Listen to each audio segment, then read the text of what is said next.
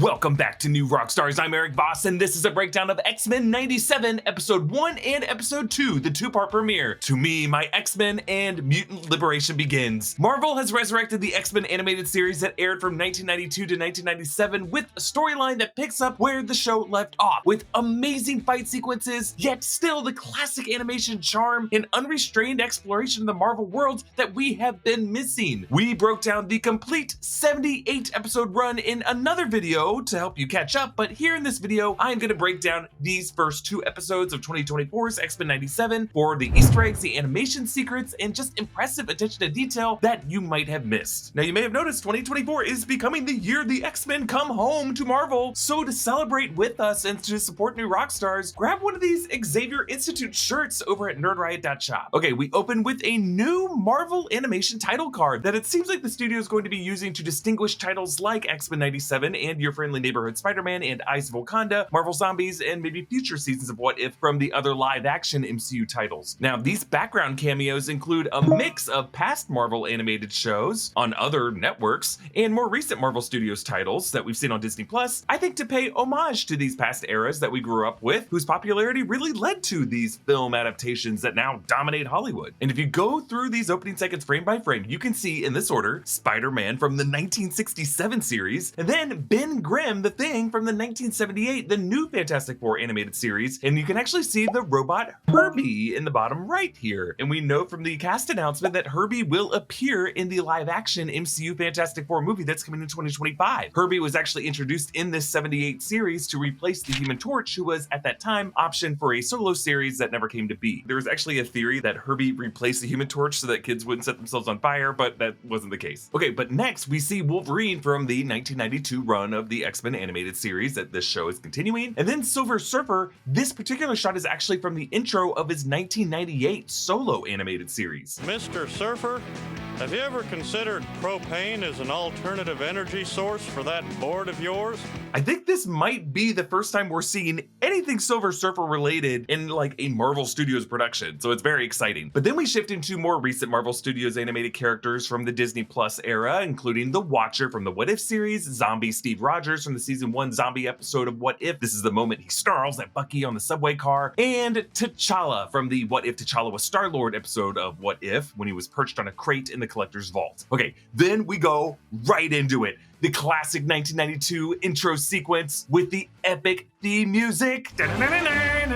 Marvel Studios has been waiting for this moment. They've used this riff to introduce Kamala Khan as a mutant when they introduced the 838 universe version of Professor X, and now we just get it here, and it rocks. But a note on this theme song that we have to talk about. This was composed by Ron Wasserman, who also, by the way, composed the 90s Power Rangers theme, the Go Go Power Rangers. This guy was such a big part of our childhood. But you may notice in the credits of this episode, the music only lists X-Men 97 theme written by Chaim Saban and Shuki Levy. Chaim Saban and Shuki Levy were Israeli musicians and TV producers who founded Saban Entertainment, the company behind the 90s X-Men as well as the 90s Spider-Man and the Power Rangers. So why did they get the credit here? It's probably like a money and legal thing. I mean, the X-Men theme song was subject to a lawsuit in 2019 for sharing similarities with the tune of a show called Linda, which was a Hungarian cop show that ran from 1984 to 1990, but I'm speaking only for myself here. I believe music plagiarism lawsuits are frivolous and overly awarded to judges who don't know shit about music theory, and they tend to overweigh just melodic similarity compared to the work and creative ingenuity it actually takes to make a composition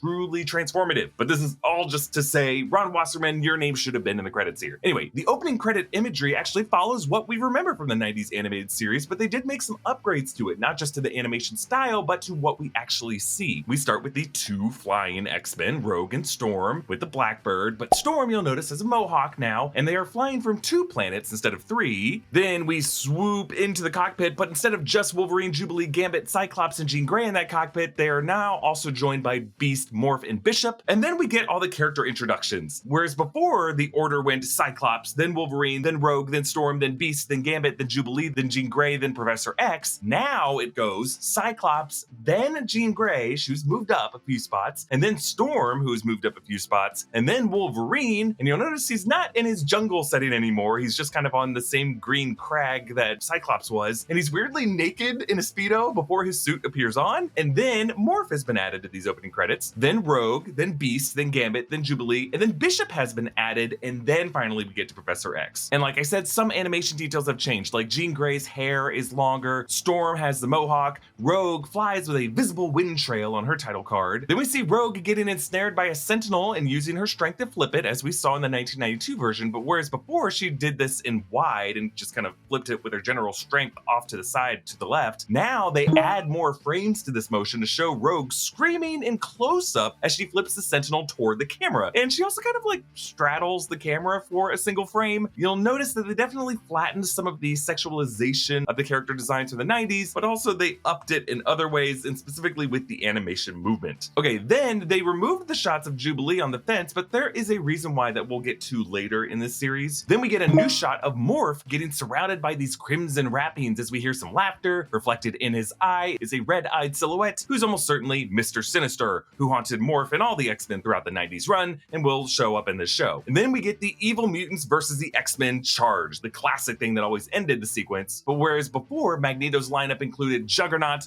Warpath, who they actually added in because they had already done the design for his twin brother Thunderbird, and Thunderbird was the character who was supposed to die in the first episode instead of Morph. And then there was Gargoyle, Yuri Topolov, then Pyro, Mystique, Sabretooth, and Avalanche. Now the lineup includes Juggernaut, Emma Frost, Lady Deathstrike, Pyro, Mystique, Sabretooth, and Avalanche. And then you'll notice in the middle is now a more diverse group of humans running in the crossfire, and now we see they're fleeing two giant Sentinels, which were not there before. And then over on the left side, whereas before Jean Grey did not join the X-Men in that charge, now she does. Also, this may be nothing, but before Magneto's waves that came out of his fist were red, now they are yellow, kind of going from a sinister color to more of a color associated with friendship. And then we end with the silver X-Men logo with the electricity sizzling across it, but now that current flows to the right to produce a golden 97. So yes, this episode's title is To Me, My X-Men, a catchphrase later repurposed by other mutant leaders throughout the comics, including Cyclops in the Krakoa run. So we are going to see how this episode progresses the succession of Professor X's leadership. The New York skyline includes two towers that aren't quite the World Trade Center, but you know, this is 1997, so they would still be there. Times Square is actually filled with Easter eggs. Going from left to right, we see the name DaCosta, which is the surname of Roberto DaCosta, Sunspot, and Roberto later says in this episode that his family is wealthy. Then we see VistaCorp, which is the name of the company that Scott Lang used to work for and hacked into that got him imprisoned that preceded the Ant-Man film in 2015. Beneath that is a NASA space shuttle, which might be a nod to the space shuttle that they piloted in the season 3 Phoenix Saga storyline. Then up top in the middle, there is a blue Stark Industries sign. Now, we don't expect to see Tony Stark to appear in this series, but back in the 90s, pretty much all the Marvel characters, including the Avengers, existed in the world of the X-Men. So yes, there is a Stark Industries as well as like a Daily Bugle in the background of this world, which is very cool to think about. Beneath the Stark Industries logo is a green Yashida logo, which is a nod to Shinjin Yashida, one of the Silver Samurai, father to Mariko Yashida. And then also we see a sign for Okol Cola, which is a brand of soda that Tony Stark bought in the 2008 Invincible Iron Man #4. And then at the center on the ground, there is a statue of George M. Cohan that exists in Times Square in the real world. And then we move on to a less safe block where there are signs for bail bonds, future comms being pagers and more. I love it. And then Rising Spire Records, which is probably a variant of Tower Records. Now on a post is a flyer saying to report mutants, and then graffiti in blue says mutants are monsters, and the graffiti in yellow, trust no mutant. And then on an even worse block, we see Crazy Eddie Electronics Shop. So Crazy Eddie was a New York-based chain in the 70s and 80s run by Eddie and Sam Antar, which was a company that engaged in a lot of fraud and filed for bankruptcy in 1989. But here it is in 1997, still scamming. And in the dark alley, you can see Callisto and Leech, members of the Morlocks. Those are the underground mutants who don't look like normal humans, so they kind of have to hide in the shadows. So we see a broadcast from WHIH 6 recapping the events of the season 5 finale. That episode was called Graduation Day, when Henry Peter Gyrich blasted Professor X at the UN and put him in a coma. The broadcast and the show so far claim that Charles is dead, but we know from watching that episode that Charles really just left Earth with Lilandra to the Shi'ar Empire for treatment. So I assume this is a kind of cover story. I'll talk more about this in a bit. But WHIH, you'll recognize, that's the in-universe news network of the MCU. But being WHIH 6 here suggests that it's just a smaller network in 1997 before media mergers and acquisitions of the 2000s, and it would be something like New York 1. Still a very important news network, just not as big as like, CNN or BBC. A car pulls up to a hip skate party, but you'll notice the letters are missing, so it looks like Hate Party, which is very fitting for a warehouse used by the mutant hate group of the Friends of Humanity, or FOH. You'll notice there is a missing poster on this pole, and this photo is the mutant Marrow, Sarah Rushman. Now, Marrow also runs with the Morlocks in the comics, but wasn't with the Morlocks in the original animated series, which could just be a little inside joke because, maybe she was like missing from that storyline. So we see Roberto da Costa, Sunspot, getting pulled into this warehouse with a mutant dampening collar on. We saw these throughout the 90s run. They first appeared in the season 1 episode Slave Island, where they were used on Genosha. Now, the FOH we see has Sentinel blasters that they have derived from actual Sentinel tech, and they're shipping them in boxes of rollerblades, which is so wonderfully 90s. The FOH members Mullet and Denty talk about how some buyer is paying $10,000 for every mutant, and Carl Denty, we know from the comics, is the name of the X-Cutioner, and we will see his costumed form in episode 2. Roberto says,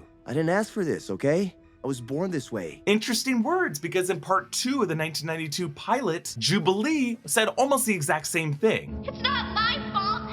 I can't help the way I was born. But Denty's breath becomes visible, indicating a drop in temperature, and thunder rumbles overhead. I am Storm, mistress of the elements. Surrender the boy, or face my fury! Storm is back, and she's just like she was in the 90s. Denty calls her a witch, and indeed, Aurora Monroe is giving off some Surrender Dorothy vibes here, and I love it. Storm was frequently called a weather witch in the 90s run, most notably by Sauron from the Savage Land. Storm goes to work on these guys, and it's so awesome to see. Bishop drops in, providing backup, using the hits from the Sentinel Blaster to charge up his body and return that fire. And then when Cyclops arrives, you'll notice that Roberto just kind of exclaims in Portuguese because the character is Brazilian. Cyclops fires his optic blast to repel him and Roberto backwards, and so sick. Then this grunt charges up a giant Sentinel hand to blast them, and you'll notice in the background Roberto just chucks a rollerblade at another's head. But they snare Cyclops and they take his visor. No, don't! I surrender! Not. Again, not. It's such a 1997 thing, but you may remember Scott Summers actually says the same thing in the 1992 pilot. Of course. Not.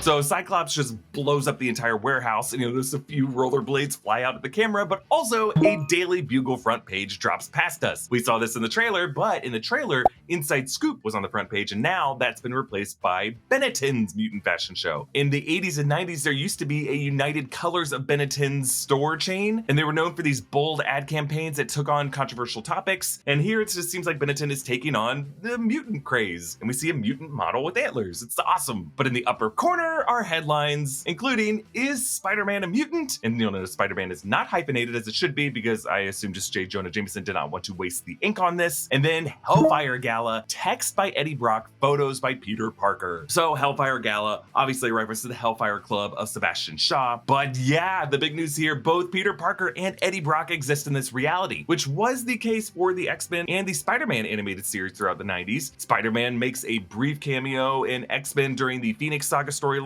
but you just see his shadow and his hand whipping. But in a two-part crossover on the Spider-Man series, Peter's spider mutation was running wild and he seeks help from Professor X. In terms of the question, is Spider-Man a mutant? It's long been debated by Marvel fans if he's considered a mutant or not. He's definitely not, but Peter has been called a mutate, which means his normal DNA was changed by some external force. So then we get this X wipe to the X Mansion. Gambit is making beignets, of course he would, and he's wearing this cut-off rock shirt that shows some major abs and gutters. On the radio, he's listening to MFEO by Kavana, which is a 1997 pop single from the UK. MFEO, Made for Each Other. Cyclops says that Professor X entrusted them to protect his dream of mutant coexistence, and they have to stay vigilant. And then in walks Professor X himself, voiced by Ross Marquand, who voices Red Skull for the MCU. But, since he's walking, it's obviously Morph scurrying around. Morph reverts to their neutral state. The producers of X-Men 97 have stated that the character is non-binary. binary. On Beast's bookshelf, we see George Orwell's Animal Farm, books on science and DNA, and a book by J. Lewald. J. Lewald is for Julia Lewald, co-showrunner of the 90s series. Animal Farm actually showed up in the 90s run in the Enter Magneto episode. It's one of the books that Beast reads when he's in jail. And of course, it's really just a reference broadly to mutant-human relations. The whole concept of all animals are equal, but some animals are more equal than others. So we see Beast hanging upside down, just like the first time we saw him in the 1992 series. He's tinkering with Bishop's tech that could teleport Bishop through time and space. So we're probably gonna get a time travel episode at some point this season. I mean, we have to. Crazy Bishop time travel is such a huge part of all 5 seasons of the show. Cyclops and Storm ask Roberto for details on the FOH's Sentinel technology, but he is uncooperative, and Jubilee says, Kidnapping?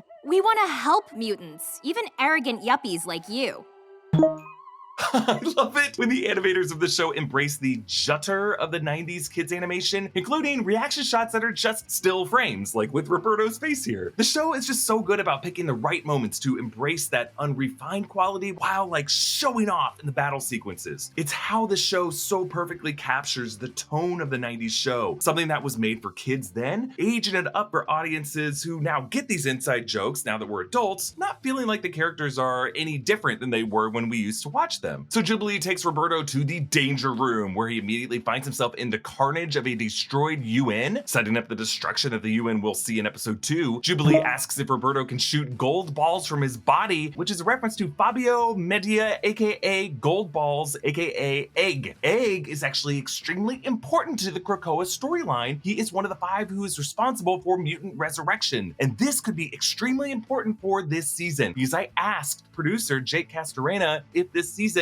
would be pulling anything from the comics after 1997, like Cassandra Nova, who will be the villain of Deadpool 3, or Krakoa, and he actually hinted that they were going to do that. What made the OG show so great, Eric and Julia Lewald and Larry Houston and all the team on that, having love and appreciation for the IP, they went to the source material. As true as that is in the DNA of the OG show, us being a spiritual successor and a revival, so too we should do that. When in doubt, go to the books. So Wolverine snicks his 2 outer claws to pin Roberto's head, and I love how Roberto's pupils dilate when he realizes that Wolverine is not part of the simulation. Meanwhile, Scott looks at this portrait that shows the original X-Men lineup as they appeared in 1963's Uncanny X-Men #1. Professor X with the blanket, everyone with black masks and then blue and yellow uniforms, Beast with Caucasian skin and bare feet, Angel, Jean Grey, who was then known as Marvel Girl, Cyclops, and Iceman, who then kind of just looked like a goofy misty ice cloud, but they give him yellow boots here. Cyclops and Jean talk to Dr. Val Cooper from the UN, who's currently jogging in some 80s workout gear. Cyclops ends the call with Cyclops out.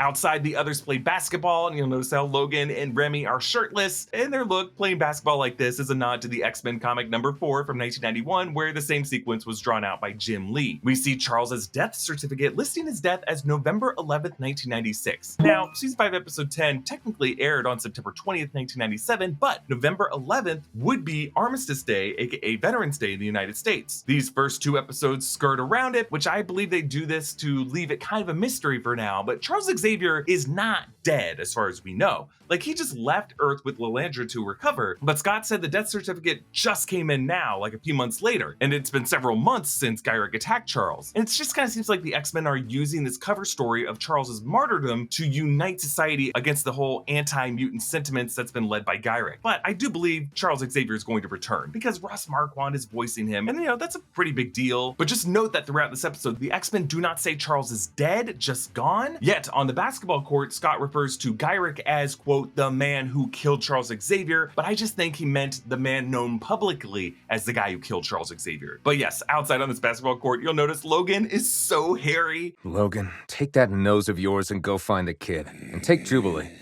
Yes, I love how Wolverine growls and Jubilee hops with glee. Jubilee's jersey reads number 7, which could be a nod to Jubilee 7, where in X-Men House of 92, the comics from the year 2022, Jubilee in her 7th life finds her allying with Strife in a desperate attempt to stop Nimrod and the Sentinels. Jubilee, Wolverine, Gambit, Rogue, and Morph, taking their male form from the 90s episodes that we remember, enter this club looking for Roberto, and the music is kind of this EDM house track where the lyrics are something like, I can't really trust you. Now, I looked looked for the track in the credits, I couldn't find it, but the composers credited on this episode are the Newton brothers, who have worked on a ton of titles. They actually came up in the Remote Control music group under Hans Zimmer, so I assume this EDM music came from them. Rogue notices the skin contact made by all the dancers, and she longs for human touch while talking with Remy. Morph messes with Logan, who, holding a toothpick on one side of his mouth, swigs his beer on the other side. Morph shifts into Jean Grey and plumps out Jean's baby bump. I'm having the most beautiful baby in the world. And Jean's bump will be that big in episode 2. Jubilee finds Roberto dancing with glow sticks, then lowers her shades and improvises glow sticks of her own by conjuring some fireworks. And you can see in his eyes even here, hey, another young mutant can make their body glow. Meanwhile, the others visit Gyrich in prison, who says that pro-mutant sentiment is a passing fad, as in, look at my mutant friend, but he ends his speech with this chilling line. Tolerance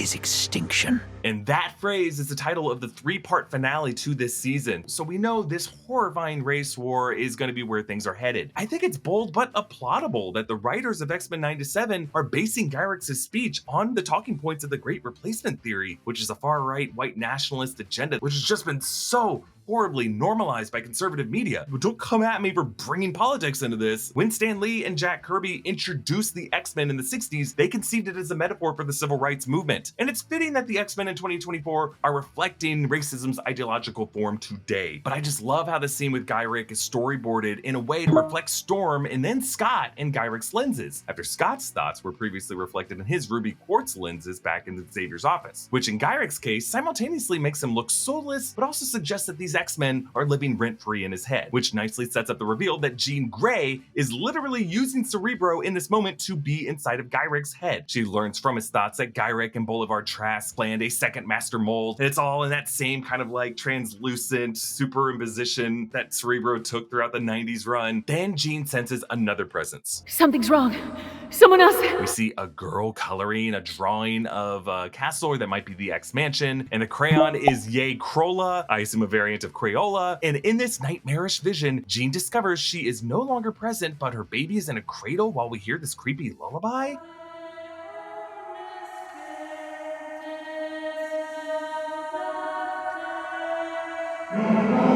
Now, in general, the imagery here is setting up some reveals that will come in episode 3, which I have seen. It's called Fire Made Flesh. It's a Jean-centric episode, and I don't want to spoil it, so I'm just not going to dig into it too much here. But you may have noticed that the demonic master mold cites a verse from Percy Shelley's poem Ozymandias. My name is Ozymandias, King of Kings. Look on my works, ye mighty in despair. This is cited quite a bit throughout media, notably by the character Ozymandias in Watchmen, and it's perhaps poetry's most famous passage about just the folly of human ambition, how everything we build in life will inevitably give way to decay over time and be claimed by the sand. Storm actually hints at this poem in her awesome line later. Ancient sands, heed my command and reclaim these relics of hatred. A Sentinel smashes a Blackbird, Storm gives a nod to Rogue, and they go to work. Storm catches Gambit, morphs into Archangel and catches Wolverine, Rogue catches Beast and Bishop, Cyclops needs no catching because he embraces the dive and then fires an optic blast into the sand to cushion his landing, and then he says the episode title. To me,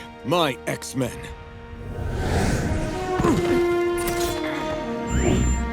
Oh my god, you may notice how Storm does this little hand flip, which syncs perfectly with Scott's eyepiece. So even like behind his back, you can kind of sense her handing him the mic to say this. I actually asked supervising producer Jake Castorena about the distinction between the unrefined animation judder in some scenes versus the smooth animation during these action scenes, and he revealed how, since the scale of the Sentinels is different, they kind of had to use modern technology to smooth out their movements so that modern audiences would find that more watchable. You know, using CG layout for the Sentinels with 2D animated elements over it, as well as 2D animated characters and scale to them. It's a technological advancement that I welcome, because one of the things that even as a kid I noticed, Sentinel scales in the original show was just very inconsistent. They were as big as a house, they were small as a house, they were able to walk through a mall. That's what I welcome about the future advancements that we've had, you know, over 30 years, is that, oh, we can at least keep scale consistent. Like, that's great. You know, that's not going to take the audience out of the moment. That giant Sentinel is always going to be a giant Sentinel. Thank you to BetterHelp for sponsoring this video. Mental health can be a hard thing to wrap your mind find around. Everybody has off days, but when those days start becoming more frequent or taking more of a toll, it's time to find a therapist, which is exactly what BetterHelp can help you do. BetterHelp makes starting therapy easier and less intimidating for a lot of people. First, you just go to their website. You can use our link, betterhelp.com/newrockstars. You answer a few questions, and BetterHelp will match you to a professional who has years of experience helping people with struggles just like yours. You can do it all from your phone or computer, via phone call, video chat, or messaging, however you feel the most comfortable. It's the easiest possible way to start talking to a therapist. You'll be matched with therapists usually within 48 hours, so you can get started fast. Let BetterHelp connect you to a therapist who can support you, all from the comfort of your own home. Visit betterhelp.com/newrockstars or choose New Rockstars during sign up and enjoy a special discount on your first month. So the X-Men find Master Mold, and Trask releases a whole bunch of Sentinels on them. Ron Wasserman's music kicks in, Rogue grabs one by the finger and tosses it into another, she rips off the second one's head and chucks it into a third, Wolverine claws another Sentinel head, Beast is just a big old goofball dropping jokes. Greetings, enemy mine! Might I induce you to a change of heart? Louis, I think this is the beginning of a beautiful involuntary friendship. Of course, a reference to the final line from Casablanca, and then he operates his Sentinel like a puppet from the heart outward, and he fights the others. Scott calls Storm to give him the forecast, and this episode says, go, go, Ororo. Storm uses lightning to turn the Sahara sand into glass, and then conjures a tornado to shatter that glass and tear the Sentinels apart. The Sentinels explode around the X-Men like fireworks, and then light pours in from the heavens as their severed limbs float around. It kind of evokes the Old Testament God killing and sucking up the bodies of the Nazis in Raiders of the Lost Ark. And just this awe-inspiring Omega level power inspires the rest of the X-Men to team up. Gambit hops on Wolverine's back, and notice how Wolverine doesn't even flinch or stumble, and then Gambit charges up his adamantium claws. Morph turns into Blob to give Wolverine a bounce, and then a headless Master Mold just slumps back into its throne, a perfect encapsulation of Percy Shelley's Ozymandias. Jubilee tells Roberto about her first day with the team, of course recalling the events of the 1992 pilot episode. He says that he can manipulate solar energy, which is the main distinction between Sunspot and Pyro. Pyro needs an external fire source. As Scott and Jean tell the others their plans to leave, they find Magneto has broken into Charles's office. He's reading the last will and testament of Charles Francis Xavier, and notice how it is a massive book. Like, I wonder how many instructions Charles might have put in that book. Magneto says, everything he built, everything he fought for, now belongs to me, my X-Men. I love how Magneto's sentence structure makes the final 4 words of the episode to me, my X-Men. And by doing this, he semantically reclaims it from Charles and Scott. As was the case in the 90s run, the episodes end with these character cards that tell you each mutant's power set. We go from Cyclops to Jean to Gambit to Storm to Beast to Jubilee to Bishop to Morph, but we don't yet get to Magneto, Wolverine, or Rogue. Part of what makes this show feel so authentic to our childhood is the return of the voice cast. Cal Dodd returns as Wolverine, Lenora Zahn returns as Rogue, George Buza returns as Beast, he also cameoed as a truck driver in the 2000 X-Men film, and Alison Seeley Smith returns as Storm. She originally replaced Aona Morris in the original 90s run, and Catherine Disher, who voiced Jean Grey, she actually returns as the voice of Dr. Val Cooper. Meanwhile, the newcomers, including Ray Chase as Cyclops, Jennifer Hale as Jean Grey, JP Carliak as Morph, AJ Locascio as Gambit, and Holly Chow as Jubilee, Isaac Robinson Smith as Bishop, Matthew Watterson as Magneto, Ross Marquand as Professor X, and everyone really in this, they all do a really great job. They just capture the spirit of the 90s cast to give this series its nostalgic charm. Now, the opening credits for episode 2 update slightly. Now, the X that flies back across the water and explodes transitions to the M on Magneto's chest as he floats over this scrapyard of Sentinels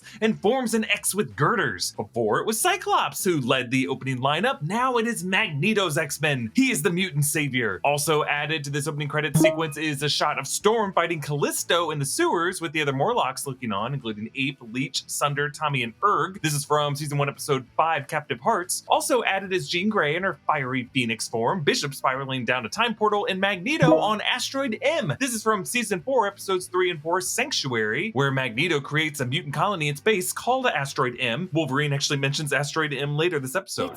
Cooper's listing every nasty step Magneto's taken from here to Asteroid M. So FC News reports on a crisis at Coney Island, where the Ferris wheel is is collapsing, a kid nearly falls out, and we see their yellow Walkman. It's an anti-sport, a variant of the Sony Sport Walkman from the early 90s. So maybe this is their way of saying we're anti-Sony. Magneto puts the Ferris wheel back in place, and Cyclops watches this footage with Magneto reflected in his ruby quartz lenses, recalling the imagery of Charles's portrait in his lens in episode 1. Magneto is basically living rent-free in Scott's head now. In Carl Dente's hideout, beside the TV is a case that reads Mutant 104, and to the left of the shelf is 204, 80, 350, and other numbers, but to the right of that is a true Pepe Sylvia wall with photos of the X-Men. There's the famous image of Wolverine from the meme taken from season 1, episode 5, Captive Hearts, when he's looking at the photo of Jean and Scott. We see other images of Jubilee, Cyclops, Storm, Rogue, and the rest of them, and a Daily Bugle that is closer to Carl Dente's table. Meanwhile, other FOH members hold hostage the Morlocks, Callisto, Leech, Ape, and Erg, but Magneto rescues them, repelling the fire of the FOH weapons.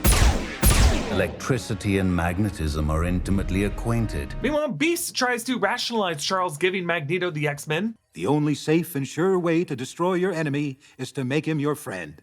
Mark Twain. I was curious about this quote, so I looked into it, and it's actually attributed to several speakers, from Abraham Lincoln to Martin Luther King, and it was only ever attributed to Mark Twain in this form in a 1957 newspaper in New Mexico, referencing a 1921 citation without further attribution. But I really appreciate how, so far, Professor X's absence on the series has created this interesting dynamic, because it requires the X-Men to just go on faith alone, trusting that Charles had a plan. It elevates Charles to a sort of god figure, and it makes his characters question their faith in a higher power, because they kind of just have to pray that he is working in mysterious ways. Magneto drops into their meeting to declare that he arranged for the Morlocks to move to the mutant island nation of Genosha. Now, in season 1, Genosha started out as an island nation that lured mutants in with the promise of safety, only to then enslave them and use them to build a better facility for Master Mold and the Sentinels. In season 4, episode 3, Sanctuary Part 1, when mutants tried to leave Genosha to go to Asteroid M, the human Genoshan army fought back and unleashed more Sentinels on them, but the Resistance managed to fight them back and took over the island as their own. Ever since then, it's been Magneto's turf. But here in this scene with the X-Men, it's just interesting to see Magneto work the room and really just kind of dare them to doubt him. And it's clear that he's not trying to lie or to deceive them. Like, at one point, he turns back to them as he struggles to say human-mutant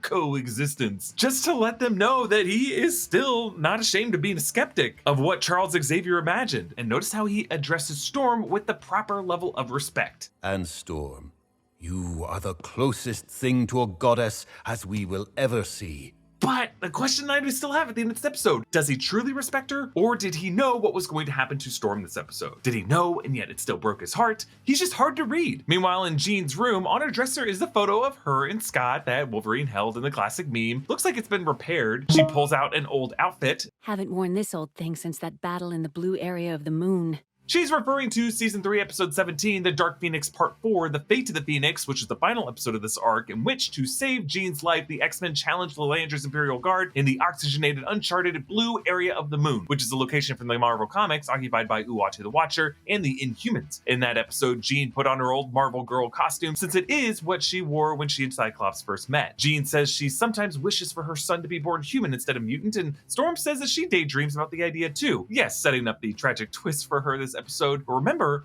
Multiverse of Madness established that dreams are our souls peering into the lives of our multiversal selves. So that rule could apply here. Jean says, Boy, do I sound like a fool. No, Jean. You sound like a mother. Now, I'm not sure if this is intentional, but after Marvel Studios passed with lines like, I'm not a monster, I'm a mother, from Wanda Maximoff in Multiverse of Madness, or Natasha Romanoff implying that she was a monster because she was sterilized by the Red Room, and the various critiques over the years of the tropes that Dark Phoenix and the Scarlet Witch have inadvertently led to, it's just nice to hear Storm say that Jean's maternal instincts are just a healthy, normal thing. Rogue meets with Magneto. Well, your little pep talk went about as smooth as a dozen cats in a yarn store. Yeah, these cat-themed analogies are just kind of a recurring bit for Rogue, both in this season and throughout the 90s run. Here you are, dragged in like a kitty cat's prize. And that cat's gotta stay in its bag, you hear me? Magneto talks about his helmet. When we parted ways, I told myself I needed this to protect myself from his psychic powers. So, fun fact, in the comics and animated series throughout the 90s, Magneto's helmet did not block out Charles Xavier's psychic powers. That aspect was invented for the X-Men 2000 film with Ian McKellen's Magneto, and now this line is kind of retconning things to make it true for the animated series that preceded that film. Magneto tries to take off Rogue's glove and implies that there was a secret sexy past between them. This show, so horny! Dr. Val Cooper arrives with UN troops to detain Magneto with electromagnetic resistant guns, but Magneto just smirks and he activates the helicopters and points those rotors right at these guys, but he ultimately turns himself in. It's almost like he wants this opportunity. Wolverine tells Jean that Scott went to the UN to keep an eye on everything. Oh, he didn't tell me. A lot of that going around lately. Yeah, Logan is bitter that Jean didn't tell him that they were leaving, but you know, maybe he also sniffs that this isn't the Jean that he always knew. Like, you might know that something's off about her. Outside the UN, protesters hold signs, down with mutants, back to where you came from, FOH signs, evolution is a lie, and a stop sign with the word mutants added. Jeez, dude, evolution is a lie? Like, if you hate mutants so much, how could you also deny their very existence in front of you? What do you think evolution is? This dude's like, Darwin was wrong. All those observations he made about finches, bullshit. I hate mutants. I just want to pretend that all of science is bullshit. Magneto stands before the judges, and the imagery down to Magneto's pose and with his long 80s hair seems like it was taken directly from Uncanny X-Men number 200 from 1985 when Magneto faced trial at the World Court in Paris. Magneto just has this fascinating speech. As a boy, my people's homes were burned to ash because we dared to call God by another name. So in the 1990s, animators were not allowed to reference the Nazis or the Holocaust, so Magneto's origin at that time was left a bit vague. He was just kind of a victim of general political persecution. They didn't really dig into it that much more than that. But when he says, because we dared to call God by another name, this is really the first hint that this animated version was targeted because of a religious affiliation. They don't come out and say it directly, I think to honor the tradition of the character from the 1990s, but they make these pretty clear subtextual choices that we know what he's talking about. Magneto goes on to say, in history's sad song, there is a refrain. Believe differently. Love differently. Be of different sex or skin and be punished. Yeah, it's interesting to think about. This speech would be happening in 1997. So Magneto would really be reaching into future progressive talking points with the whole love is love allusion. But notice how he once again gets tongue-tied on the word coexist. A future where human and mutant could relinquish the past and finally... Yeah, he can't say the word coexist. He hates it. So Magneto defends his actions as avenging an attempted extermination of mutant kind, but he has no answer if that view would make him too extreme to follow in Charles's path. And in this moment, the FOH forces break through with the mob, and they're coming for Magneto and the judges. You gave a monster a trial. Now you are traitors to your kind. Oh, to play by the rules, and still they come for you. Yes, more present-day political parallels here. How heightened polarization results in mobs rioting against official legal proceedings. But notice how he says, they come for you. And Magneto is totally evoking the 1946 prose by German Lutheran pastor Martin Niemöller. First, they came for the socialists and I did not speak out because I was not a socialist. Then they came for the trade unionists and I did not speak out because I was not a trade unionist. Then they came for the Jews and I did not speak out because I was not a Jew. Then they came for me and there was no one left to speak for me. Meanwhile, Jean goes into labor. Logan! He's here! Apocalypse? The baby! Yeah, I like how he's like, Apocalypse, where? Because other than Mr. Sinister, Apocalypse was kind of just the recurring villain in the 90s run who would just show up at the most random times. Wolverine speeds past Wine's Cafe and Diner and Romita's Salon, referencing the Marvel Comics writers Lynn Wein and John Romita Sr., who just passed away last June. So X-Cutioner takes down Beast and Bishop, and he knocks off Cyclops' eyepiece, ranting that he hates how mutants whine more than normal humans who are also struggling. Morph jumps in, taking the form of Lady Deathstrike, and then Colossus, and then Psylocke. Meanwhile, since this bigoted OBGYN won't deliver Jean's baby, Cyclops pitches this insane idea. Rogue, can you use your powers to siphon his medical expertise? Excuse me? Do what? I'm not gonna do it. I have to do it. I know the Aquaman 2 breakdown viewers were so mad at me when I went into my dad mode when I'm breaking this stuff down. But what in the Trinity helicopter pilot insanity is this shit? Honestly, I am more okay with Rogue being able to absorb decades of medical training than I am with the fact that neither Scott nor Jean had met with an OBGYN ahead of time. I don't know, maybe they planned on letting Beast deliver the baby. So Magneto pulls the metal from the furniture and the fixtures to create these giant spokes that look like swords, which reminded me of the sword of Damocles, in which Dionysus allowed his courtier Damocles to be king for a day, but arranged for a sword to hang over the throne from a horse's tail to symbolize the constant danger those who suddenly attain power find themselves in. Magneto and Storm team up as Magneto jams these spokes around the rioters and Storm electrifies them like an electric fence used for animals. But then Storm jumps in front of the blast from X-Cutioner that's meant for Magneto, and it takes away her powers. But it's interesting how Magneto reacts before he knows that Storm lost all of her powers. For all he knows, she's just kind of wounded at first. But either way, he rips the UN globe crest from the wall and he pins X-Cutioner to it, flipping him upside down like he's in like the circus vaudeville knife throwing act. And then we get this haunting realization from Storm. The breeze is gone. I cannot feel it. Nor the moisture, nor the air. What has he done to me? Good God. She says she cannot feel the moisture, and when Magneto points to her later, she is crying, almost like she is willing her cheeks to feel moisture again. The breeze has been a constant companion that she has always felt with a heightened sensitivity compared to the rest of everyone else. To be forced to be numb is just such a cruel thing to do to her. Magneto says, "Is this the High Road's destination? If so, I say, as I have too many times before, never again." Never again. Yet another loaded, meaningful phrase that absolutely reinforces Magneto as a victim of the Holocaust. And with this allusion to the high road, we're also reminded of the reaction to statements like "when they go low, we go high" idealism, with many historical and present-day revolutionaries and freedom fighters rejecting taking the high road if the other side is only ever going to play dirty and break the rules. Magneto lifts the entire Judge Deus and Carl Denti into the upper stratosphere. A tear rolls down his cheek. Meanwhile, the judges can still breathe, but their breath is visible from the temperature drop, which visually recalls the visible breath of the members of the FOH when Storm found them at the beginning of episode 1. Magneto gives them a view of Earth from space, recalling a view of the planet that Charles would have as he left with Lilandra, or Magneto would have had from Asteroid M, and he warns, "I am trying to be better. Please.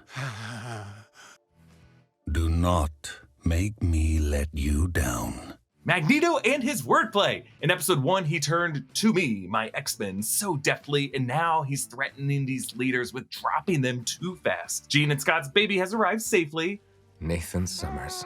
Nathan Charles Summers. So Nathan Summers will become Cable, the future time traveler, meaning this baby later in his life will be sent forward in time to close the loop and establish the character as we first met him in the Slave Island episode in season 1, but explored further in the year 3999 in the season 2 Time Fugitives arc, as well as the season 4 Beyond Good and Evil arc. A live action version of Cable was played by Josh Brolin in Deadpool 2 in 2018, but in that Time Fugitives arc, Jean probed Cable's mind and sensed who his parents were, and she said something like, "But that's not possible." And it was never stated explicitly in that series, but Jean did get flashes of it. But Cable literally never spoke of it with them. He did tell his computer that he already knew about Cyclops and Jean Grey and didn't need any info on them. So we're gonna complete that story here, and it's pretty exciting to see. Episode 3 of this season will go more into the next steps of the Summers family, but it remains to be seen how closely X-Men 97 will follow the events of the Uncanny X-Men 201 with the Summers family in Alaska, or X-Factor number 65 through 68, where Nathan gets a techno-organic virus from Apocalypse in the blue area of the moon, and Sister Ascani arrives from the year 3999 offering to heal Nathan, etc. Chris Potter will be voicing adult Cable in these upcoming episodes. We just don't know which episodes yet. Meanwhile, Hank McCoy breaks the news to Aurora that the concentrated dose of radiation from X-Cutioner's shot appears to have made the loss of her powers permanent. Oof. Jean's voice fades away, but we hear that she plans to contact Mirror Island, which is the base of operations for Dr. Moira McTaggart. As Aurora looks at her scarred suit, the lightning and thunder outside frighten her. Whereas before she would see that coming, maybe even summon it herself and find that sound as a comfort. Now the natural human biological reflex to thunder affects her too. Aurora leaves a letter for Jean beside her 2 lightning bolt earrings. And she reminds us that Jean had to say goodbye so many times to the X-Men because as the Phoenix, she often did have to go her separate way. In Aurora's room on the bookshelf, notice there is a black feline statue, which I think might be Bast, the panther deity of Wakanda. We should note that Black Panther did make a very, very brief cameo in the X-Men animated series. Scott leans over to baby Nathan in X-logo pajamas as the baby swats at this mobile with a Blackbird jet on it, and we hear Aurora explain via voiceover. Connection is a fragile treasure,